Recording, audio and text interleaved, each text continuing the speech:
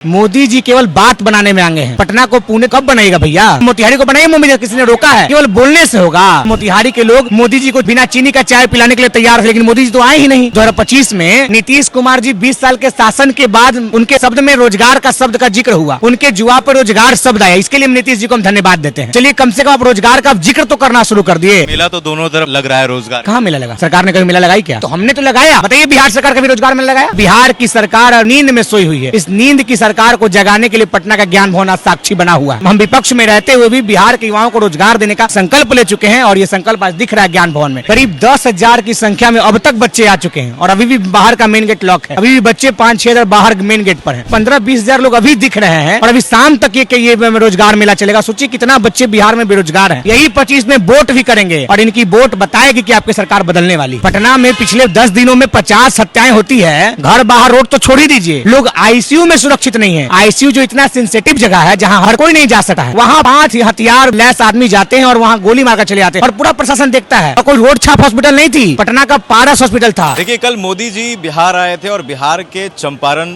जिला में आए थे और वहां से मोदी जी ने दावा किया था कि मोतिहारी को मुंबई बनाएंगे, पटना को पुणे और गया को गुड़गांव।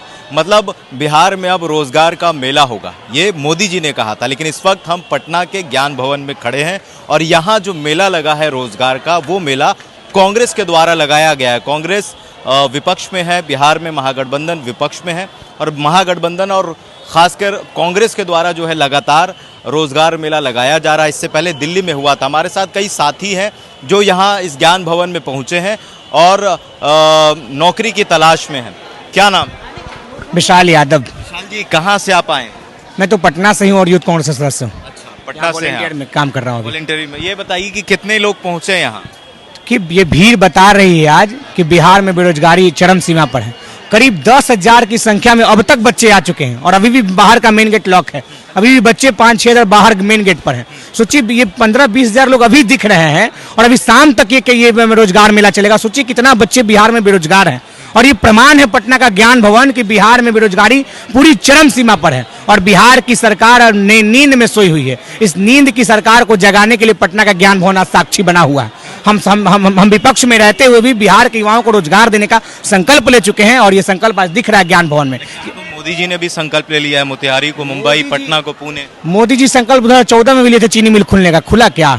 कल युवा कांग्रेस के लोग और कांग्रेस पार्टी के लोग और मोतिहारी के लोग मोदी जी को बिना चीनी का चाय पिलाने के लिए तैयार थे, लेकिन मोदी जी तो आए ही नहीं।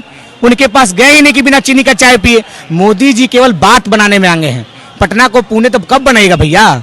मुंबई को बनाइए, मोतिहारी को बनाइए मुंबई। किसी ने रोका है? केवल बोलने से होगा, गाल बजाने से होगा। आपकी सरकार और आपकी सरकार में कुछ नहीं। अब कांग्रेस पार्टी विपक्ष में रहकर बिहार भर के युवाओं को रोजगार देने का जो संकल्प लिया वो आपको नहीं दिख रहा है। केवल आप गाल बजा रहे और गाल बजाने लोगों को 25 में गाल बजाया जाएगा। 25 के चुनाव में बिहार भर के बेरोजगार युवा जो आ जाए हैं, यही 25 में वोट भी करेंगे और इनकी वोट बताएगी कि आपकी सरकार बदलने वाली है। लेकिन मेला तो दोनों तरफ लग रहा है रोजगार का। कहाँ मेला लगा? सरकार ने कभी मेला लगाई क्या? अब तो कह रहे हैं कि हम भी नौकरी देंगे। अब मेला ही मेला होगा नौकरी का। नहीं तो हमने तो लगाया। बताइए बिहार सरकार कभी रोजगार मेला लगाया? बताइए बीजेपी ने लगाया? 25 से 30 फिर से नीतीश मिलेगा नौकरी। चलिए कम से कम 2025 में नीतीश कुमार जी 20 साल के शासन के बाद उनके शब्द में रोजगार का शब्द का जिक्र हुआ, उनके जुआ पर रोजगार शब्द आया। इसके लिए नीतीश जी को हम धन्यवाद देते हैं। चलिए कम से कम आप रोजगार का जिक्र तो करना शुरू कर दिए। ये भी सफलता महागठबंधन की है, क्योंकि माननीय मुख्यमंत्री ने कभी रोजगार शब्द पर चुनाव नहीं लड़ा। कभी माननीय मुख्यमंत्री ने कभी बिहार के युवाओं को रोजगार देने का सोचा ही नहीं। अगर सोचे तो पटना के ज्ञान भवन में इतना भीड़ नहीं होता। उन्होंने तो जंगल राज खत्म किया ना। कहाँ जंगल राज? आज कौन सा राज है? पटना में पिछले 10 दिनों में 50 हत्याएं होती है। घर बाहर रोड तो छोड़ ही दीजिए, लोग आईसीयू में सुरक्षित नहीं है। आईसीयू जो इतना सेंसिटिव जगह है जहां हर कोई नहीं जा सकता, हर कोई नहीं जा सकता है, वहां 5 हथियार लैस आदमी जाते हैं और वहां गोली मारकर चले जाते हैं और पूरा प्रशासन देखता है। और कोई रोड छाप हॉस्पिटल नहीं थी, पटना का पारस हॉस्पिटल था, काफी नामी गिरामी हॉस्पिटल, वहां हत्या हो जाता है और कहते हैं सुशासन की सरकार है। तो बजाइए डंका, कौन मना कर रहा है? और 25 में यही बिहार की जनता डंका बजाएगी और आपकी सरकार को गाजे बाजे के साथ विदाई करेगी। इससे पहले दिल्ली में राहुल गांधी की तरफ से, कांग्रेस की तरफ से, यूथ कांग्रेस की तरफ से रोजगार मेला लगाया बिहार में। क्या ये चुनाव का समय है इसीलिए इस तरह का जो स्टंट भी कह सकते हैं कि पॉलिटिकल स्टंट है? बिहार में चुनाव है, इससे पहले हम राजस्थान में लगाए थे।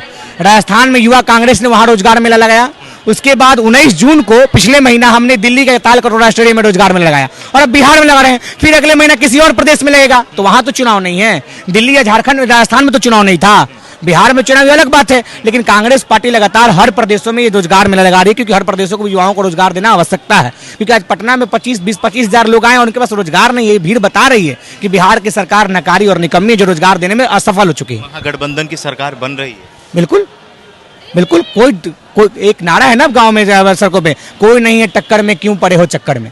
महागठबंधन की सरकार पूरी बहुमत के साथ 225 सीटों के साथ बिहार में कांग्रेस समर्थित महागठबंधन की सरकार बनने जा रही है। पिछले बार तो कांग्रेस बहुत पीछे रहेगी।